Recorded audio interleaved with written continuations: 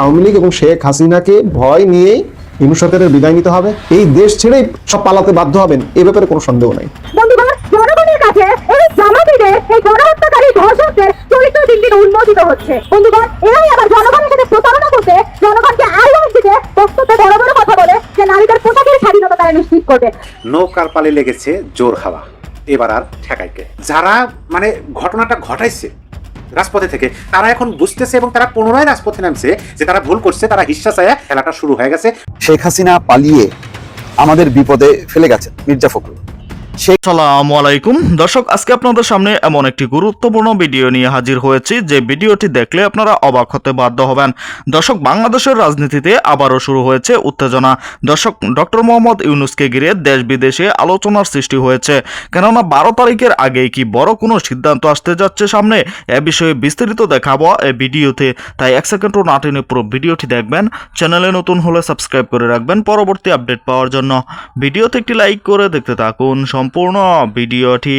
এবং এই নির্বাচনে নির্বাচিত সরকার কোনোভাবে যে দীর্ঘস্থায়ী হবে না, পূর্ণ মেয়াদ পূরণ করতে পারবে না, এতে কোনো সন্দেহ নাই। এবং এই সব জায়গা থেকেই ইউনূস সরকার এখনো পর্যন্ত আওয়ামী লীগকে, শেখ হাসিনাকে ভয় পাচ্ছে। আওয়ামী লীগ এবং শেখ হাসিনাকে ভয় নিয়েই ইউনূস সরকারের বিদায় নিতে হবে। এমনকি ভয়ে ভীত হয়ে এই যে ইউনূস সরকারে যারা আছেন, এই সরকারের চলে যাওয়ার পরে সরকারের প্রত্যেকটা সদস্য এই দেশেই থাকবেন কিনা, শুধুমাত্র আওয়ামী লীগ এবং শেখ হাসিনাকে ভয় করে এই দেশ ছেড়েই সব পালাতে বাধ্য হবেন, এ ব্যাপারে কোনো সন্দেহ নাই। শেখ হাসিনাকে ডক্টর ইউনূস এখনো এত ভয় পাচ্ছে কেন? শেখ হাসিনাকে তো আসলে ভয় পাওয়ার কথা নয়। শেখ হাসিনাকে ফ্যাসিস্ট সরকার বলা হয়, ইউনূস সরকারের পক্ষ থেকে পালিয়ে যাওয়া বলা হয়, এবং শেখ হাসিনার বা আওয়ামী লীগের বেল নেই এমনটাই তো বলা হয়। এই যে বেল নেই শব্দটা বা বেল নেই কথাটা ব্যবহার করেছেন ইউনূসের স্পোকসম্যান শফিকুল আলম, নিকৃষ্ট নিন্দিত শফিকুল আলম। যে দলটির বেল নেই, যে শেখ হাসিনার বেল নেই, সেই দলটি নিয়ে কিংবা শেখ হাসিনাকে নিয়ে এখনো পর্যন্ত ভীতি কেন? সার্বিক অবস্থার দৃষ্টে মনে হচ্ছে যে ইউনূস সরকার এখনো সত্যিকার অর্থে ভয় পাচ্ছে যে কখন না শেখ হাসিনা উড়ে আসে, কখন না শেখ হাসিনার দল আওয়ামী লীগ আসে। এই যে দেখুন, গত শুক্রবার দিল্লির ফরেন করেসপন্ডেন্টস ক্লাবে একটি অডিও বক্তব্য দিয়েছে একটি অনুষ্ঠানে শেখ হাসিনা। সেই বক্তব্য নিয়েও ইউনূস সরকার একটা বিবৃতি জারি করতে বাধ্য হলো। গতকালকে একটি বিবৃতি জারি করেছে, আপনারা জানেন। রক্তাক্ত গণ অভ্যুত্থানের মুখে ভারতে আশ্রয় নেওয়া সাবেক প্রধানমন্ত্রী শেখ হাসিনার উস্কানিমূলক অডিও ভাষণে বিস্ময় ও হতাশা প্রকাশ করেছে অন্তর্বর্তীকালীন সরকার। এ নিয়ে পররাষ্ট্র মন্ত্রণালয়ের আনুষ্ঠানিক বিবৃতিতে বলা হয়, দিল্লিতে বসে হাসিনার বক্তব্য বাংলাদেশের গণতন্ত্র ও নিরাপত্তার জন্য হুমকি। রোববার বিবৃতিটি প্রচার করা হয়। বিবৃতিতে আরও বলা হয়, বাংলাদেশের অন্তর্বর্তী সরকারকে উৎখাত এবং আসন্ন নির্বাচন ব্যাহত করার জন্য আওয়ামী লীগের সমর্থকদের সন্ত্রাসী কর্মকাণ্ডে উস্কে দিতে মানবতা বিরোধী অপরাধে দণ্ডপ্রাপ্ত ও পলাতক শেখ হাসিনাকে নয়াদিল্লিতে প্রকাশ্যে যে বক্তব্য রাখার সুযোগ দেওয়া হয়েছে, তাতে বাংলাদেশের সরকার বিস্মিত এবং হতাশ। শুক্রবার ভারতের নয়াদিল্লিতে একটি অনুষ্ঠানে সাংবাদিকদের মুখোমুখি হন আওয়ামী লীগ নেতারা। সেভ ডেমোক্রেসি ইন বাংলাদেশ অর্থাৎ বাংলাদেশের গণতন্ত্র বাঁচাও শীর্ষক ওই সেমিনারে বাংলাদেশের সাবেক প্রধানমন্ত্রী শেখ হাসিনার একটি অডিও রেকর্ড শোনানো হয়।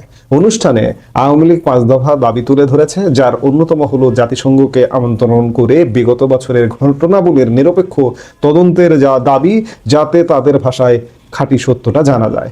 এছাড়াও আসন্ন জাতীয় সংসদ নির্বাচন, মব সন্ত্রাসের সংস্কৃতি, সংখ্যালঘু ও বিরোধী দলীয় নেতাকর্মী আর সাংবাদিকদের ওপরে আক্রমণ ইত্যাদি বিষয়ে তুলে ধরা হয় বিশ্বের নজরে আনার জন্য। ত্রয়োদশ জাতীয় নির্বাচনের সপ্তাহ 2 বাকি। এই সময়ে ভারত সরকারের কোনো রকম বাধা বা বিপত্তি ছাড়াই নয়াদিল্লিতে আওয়ামী লীগ নেতারা ব্যাক টু ব্যাক 2টি সংবাদ সম্মেলনে অংশ নিয়েছে। তবে ভিন্ন সাইনবোর্ডে, আওয়ামী লীগের ব্যানারে নয়। এসব প্রসঙ্গ টেনে রোববার বাংলাদেশের পররাষ্ট্র মন্ত্রণালয়ের বিবৃতিতে বলা হয়, দুই দেশের মধ্যে থাকা দ্বিপক্ষীয় প্রত্যর্পণ চুক্তি অনুযায়ী বাংলাদেশের সরকার বারবার অনুরোধ করার পরও ভারত শেখ হাসিনাকে স্থানান্তর করেনি, যা বাংলাদেশকে গভীরভাবে ক্ষুব্ধ করেছে। বরং ভারত তাকে তাদের ভূখণ্ডে বসে বাংলাদেশের বিরুদ্ধে এরকম উস্কানিমূলক বক্তব্য দেওয়ার সুযোগ করে দিয়েছে। এটা পরিষ্কারভাবে বাংলাদেশের গণতান্ত্রিক উত্তরণ, শান্তি ও নিরাপত্তার জন্য হুমকি। বিবৃতিতে স্পষ্ট করেই বলা হয়েছে, ভারতের রাজধানীতে বসে এরকম বিদ্বেষমূলক বক্তব্যের সুযোগ প্রদান দুই দেশের সম্পর্কের ক্ষেত্রে অন্তরায়, বিশেষ করে সার্বভৌমত্বের প্রতি পারস্পরিক শ্রদ্ধাবোধ, অন্য দেশের বিষয়ে হস্তক্ষেপ না করা তথা প্রতিবেশী সুলভ আচরণ নয়। এর ফলে বাংলাদেশ ও ভারতের ভবিষ্যৎ সম্পর্ককে ঝুঁকিতে ফেলতে পারে। পররাষ্ট্র মন্ত্রণালয় বলছে, আওয়ামী লীগ নেতাদের দেওয়া এরকম উস্কানিমূলক বক্তব্য আবারও প্রমাণ করেছে যে কেন দলটির কার্যক্রম নিষিদ্ধ করতে বাধ্য হয়েছে অন্তর্বর্তী সরকার। নির্বাচনের আগে এবং নির্বাচনের দিন সংঘটিত সহিংসতা ও সন্ত্রাসী কর্মকাণ্ডের জন্য তাদের দায়ী করা হবে এবং তাদের ষড়যন্ত্র নস্যাৎ করতে যথাযথ ব্যবস্থা নেওয়া হবে। অর্থাৎ শেষ যে বাক্যটিতে বোঝা যাচ্ছে যে বাংলাদেশে যদি নির্বাচন নিয়ে সহিংসতা ঠেকাতে, সহিংসতা তো হচ্ছেই, চলছেই, হবে, ঠেকাতে যদি ব্যর্থ হয় সরকার, সেই দোষটাও আওয়ামী লীগের উপর দেওয়া হবে। কিছু হলে দোষের ক্ষেত্রে তো আওয়ামী লীগ আছেই, গত 1.5 বছর যাবত আমরা দেখছি, আজকেও নতুন নয়। এবং ভারতের প্রতি বিস্ময়, ভারত একটি স্বাধীন সার্বভৌম রাষ্ট্র। সেখান থেকে কে কি বললো না, কে কি বললো না, তাতে তো ভারতের কিছু যায় আসে না। কারণ ভারতকে এই যাবৎ বারবার বাংলাদেশ সরকার বলেছে যে শেখ হাসিনা যেন এইভাবে বক্তব্য না দেয়। ইউনূস প্রধানমন্ত্রী মোদীর সঙ্গে একবারই বৈঠকের সুযোগ পেয়েছিলেন। সেই বৈঠকের মূল আলোচ্য বিষয় ছিল যে শেখ হাসিনাকে আপনারা থামান। শেখ হাসিনাকে থামাতে হবে কেন? শেখ হাসিনা তো খারাপ, পচা জিনিস, আপনাদের কাছে পচা জিনিস, তাহলে তাকে নিয়ে আপনাদের এত চিন্তা কেন? কিন্তু বাস্তবতা কি আওয়ামী লীগের বেল নেই? শেখ হাসিনার এই কর্মকাণ্ডের কি কোনো বেল নেই? অবশ্যই আছে। যার কারণে সরকার আসলে দিবানিশি চিন্তায় চিন্তিত যে কখন আওয়ামী লীগ চলে আসে, কখন শেখ হাসিনা চলে আসে। এবং আমার কাছে কখনো কখনো মনে হয় যে সরকার নিজেও এখনো আত্মবিশ্বাসী কিনা যে নির্বাচনটা করে ফেলতে পারবে কিনা। কারণ আজকে মাত্র 2 সপ্তাহের কিছু বেশি, কয়েকদিন বেশি আছে। এখন পর্যন্ত নির্বাচন যে বাংলাদেশে একটা হচ্ছে, কোনো কিছু পরিলক্ষিত হচ্ছে না। এর প্রধানতম কারণ যে বাংলাদেশের একটি বৃহত্তম রাজনৈতিক দল আওয়ামী লীগকে বাদ দিয়ে নির্বাচন হচ্ছে। গতকালকেও বলেছি, আজকেও বলছি যে আওয়ামী লীগ মানে অর্ধেক জনগোষ্ঠী। এই অর্ধেক জনগোষ্ঠীকে বাদ দিয়ে একটা অন্তর্ভুক্তিমূলক সমাজ যেমন গঠন করা সম্ভব নয়, অন্তর্ভুক্তিমূলক নির্বাচন যেমন করা সম্ভব নয়, এটা নর্মাল না, এটা অ্যাবনর্মাল নির্বাচন।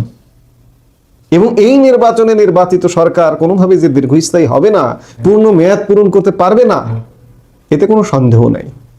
এবং এই সব জায়গা থেকেই ইউনূস সরকার এখনো পর্যন্ত আওয়ামী লীগকে, শেখ হাসিনাকে ভয় পাচ্ছে, বলা যায় ভয় পাচ্ছে। এবং বিবৃতি গতকালকে জারি করেছে এবং ভারত সরকারকে হয়তো চিঠিও ইস্যু করবে এর মধ্যে, যে আপনারা শেখ হাসিনাকে থামান। কিন্তু ভারত সরকার তো থামাবে না, এটাই বাস্তবতা। আওয়ামী লীগ এবং শেখ হাসিনাকে ভয় নিয়েই ইউনূস সরকারের বিদায় নিতে হবে।